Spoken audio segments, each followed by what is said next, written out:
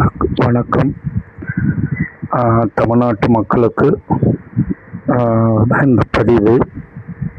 இப்போ இடப்பட்ட காலத்தில் ஒரு நடிகர் சனாதானத்தை எதிர்க்கணும்னா அப்பா அம்மாவை வெளியில் தள்ளிடணும்னு சொல்லியிருக்கிறாரு.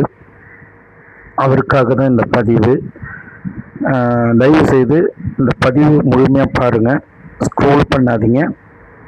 சனாதனம் எவ்வளோ பெரிய பிரச்சனையே நமக்குள்ள உண்டு பண்ணுதுன்றதுக்காக உண்டான தெளிவுகள் இருக்கு. ஏன்னா சனாதனம் நம்ம இப்போ ஒன்றும் இல்லைங்க, காலங்காலமாக எதிர்த்துன்னு வர ஒரு போராட்டம். அந்த போராட்டத்தில் 75 வருஷம் போராட்டத்துக்கு அப்புறம்தான் இப்போ நம்ம கொஞ்சம் கொஞ்சமாக அந்த சனாதனத்தை எதிர்த்து வந்ததுனால கொஞ்சம் நன்மைகள் பெற்றிருக்கிறோம். அதில் நன்மைகள் பெற்றவர்கள் யார் யார் எப்படிப்பட்டவங்கன்னு நான் எல்லாரையும் நான் குறிப்பிட்டு நான் சொல்ல மாட்டேன். ஏன்னா அதுவும் வன்கொடுமையாகும், அதுவும் ஒரு வகையான சனாதனமாகும். அதனால் நான் அந்த பேரெலாம் சொல்ல மாட்டேன். மரியாதைக்குரிய திரு ஆக்டர் ஸ்ரீனிவாசன் அவர்களே, உங்களுக்கு சனாதனம்னா என்னன்னு தெரியலன்னு சொல்லிட்டு கம்முன்னு இருந்துருங்க. எல்லாம் தெரிஞ்ச ஏகாம்பரம் மாதிரி நீங்கள் பேசாதீங்க. நீங்கள் ஏட்டி ஏகாம்பரம் இல்லை. நீங்கள் ஆகச்சிறந்த ஒரு படைப்பாளி, ஆகச்சிறந்த ஒரு கதை வசனகர்த்தா, ஆகச்சிறந்த ஒரு நடிகர், டைரக்டர், ப்ரொடியூசர். அதிண்ட பேரில் ஒரு நல்ல மதிப்பு இருக்குது மிஸ்டர் ஸ்ரீனிவாசன் அவர்களே. உங்களோட உண்மையான பேர் சீனிவாசன், அப்புறம் இன்னொன்று பேரும் இருக்கு. அந்த பேர் என்னன்னு உங்களுக்கும் தெரியும். இப்போ சனாதனம் எதிர்த்தா அப்பா அம்மா ஒதுக்கி வச்சணும்னு சொன்னீங்க. அந்த சப்ஜெக்டுக்கு வரேன். சனாதனம்னா அப்பா அம்மா ஒதுக்கி வைக்கிறது இல்லைங்க மிஸ்டர் சீனிவாசன் நடிகர் அவர்களே. சனாதனம்னா தாழ்த்தப்பட்ட மக்களை ஒடுக்கப்பட்டு நசுக்கப்பட்டு துயரப்பட வச்சு துன்பப்பட வச்சு கல்வி தராத அறிவை வளர்க்காத அடிமைகளைப் போல நடத்துவதுதான் சனாதனம். மனிதனுக்கு விரோதமாக மனிதன் எழுப்புவதுதான் சனாதனம். புரியுதா உங்களுக்கு மிஸ்டர் சீனிவாசன் நடிகர் அவர்களே? இன்னைக்கு உங்களுக்கு வேற பேரு, அந்த பேரை நான் பதிவு லாஸ்ட்ல சொல்றேன், உங்களுக்கு சொல்லாதெல்லாம் விட மாட்டேன். அப்போ இந்த ஒடுக்கப்பட்டவர்கள் மேன்மை தட்டுக்கு வர்றதுக்காக போராடி அதில் வெற்றி பெற்று கொஞ்சம் கொஞ்சமாக இப்போதான் வந்துட்டு இருக்கிறாங்க.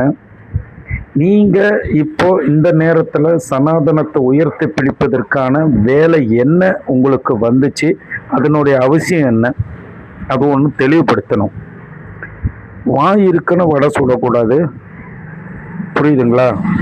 நீங்கள் சனாதனத்துக்கு சப்போர்ட் பண்ணுறவர் தானே, உங்களுக்கு தைரியம் இருக்குல்ல. நீங்கள் கராத்தாவில் பிளாக் பெல்ட் வாங்கினவர் தானே. உங்களுக்கு கட்ஸ் இருந்தால் திரு நடராஜர் கோவில் இருக்கு தெரியுங்களா, சிதம்பரம் நடராஜர் கோவில், அந்த கோவிலுக்குள்ள போயிட்டு நான் சனாதனத்தோடைய ஆளு, எனக்கு சனாதனம் பிடிக்கும் என்று சொல்லி நீங்கள் அந்த ஆலயத்துக்குள் போய் சிதம்பரம் நடராஜர் சுவாமியை அபிஷேகம் பண்ணி ஆராதனை பண்ண கட்ஸ் இருக்கா திரு சீனிவாசன் அவர்களே? பேரில் மட்டும் சீனிவாசன், நல்லவனை புரிஞ்சுங்க. நீங்கள் ஐயங்கார்வாள் அப்படின்னு சொல்லி உங்களை சொல்லுவா, தெரியுமோன்னோ? அஷடு மாதிரி வாய் இருக்குன்னு பேசாதே. அஷடுன்னு சொல்லப்படாது, என்னாலும் சொல்ல வச்சிட்டேன். சரி,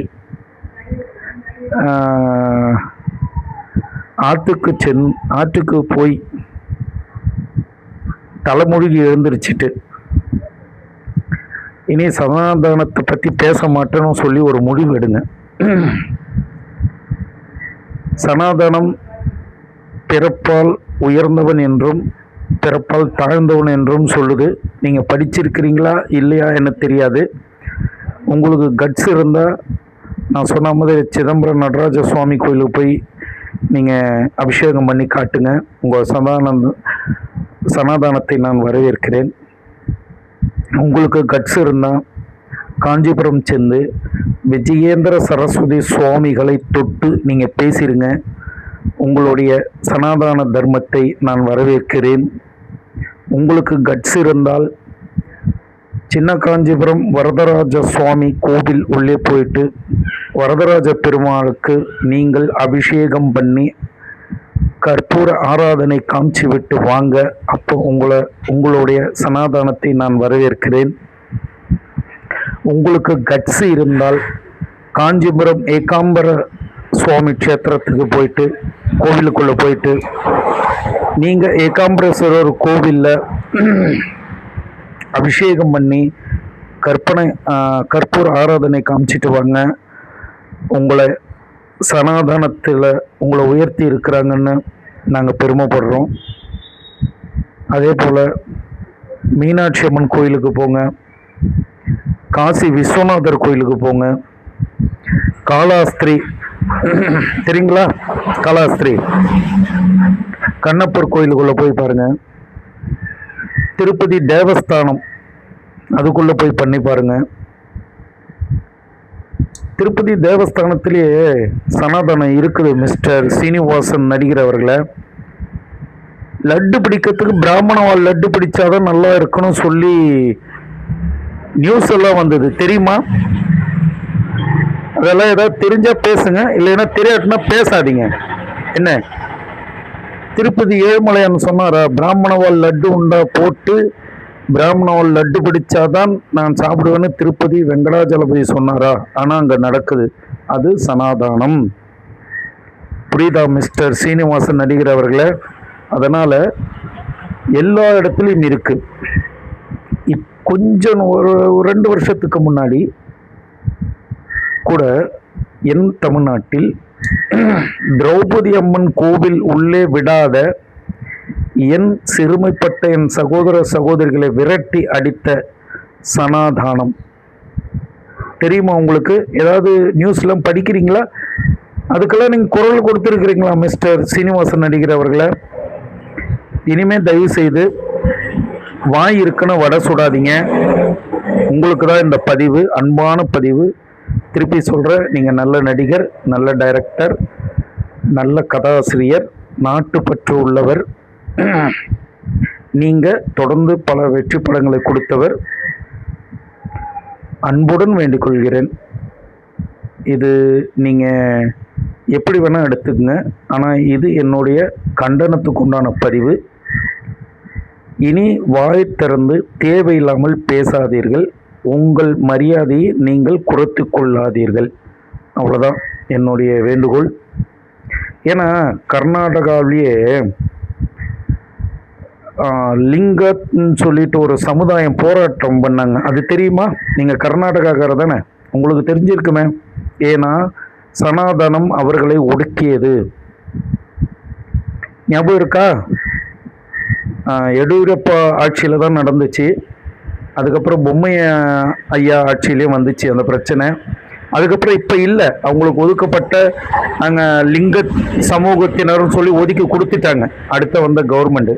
இதெல்லாம் தெரிஞ்சு பேசுங்க, தெரியாத வாயில் வடை சுடாதீங்க. இந்த சீனிவாசன்ற ஆக்டர், டைரக்டர், நடிகர் வேறு யாரும் இல்லைங்க. நம்ம மங்காத்தா படத்தில் மரியாதைக்குரிய திரு அஜித்தோடு நடித்த ஆக்ஷன் கிங் அர்ஜுன், அவங்களுடைய பேர் தான் சீனிவாசன். அவங்களுக்கு இன்னொரு பேரும் இருக்குது, அவர் பேர் வெங்கட்ராமன். ஞாபகம் வச்சுங்க மக்களை. தேவையில்லாத வாயில் வடை சுடுற மரியாதைக்குரிய திரு ஆக்ஷன் கிங் அர்ஜுன் இனி இது போல் பேசி சர்ச்சையில் மாட்டிக்க வேணாம். மக்கள்கிட்ட உங்களுடைய நல்ல பெயரை கெடுத்துக்காதீங்க. இது என்னோட கனிவான பதிவு, கடுமையான பதிவு, கண்டனத்துக்குரிய பதிவு. Okay, thank you so much.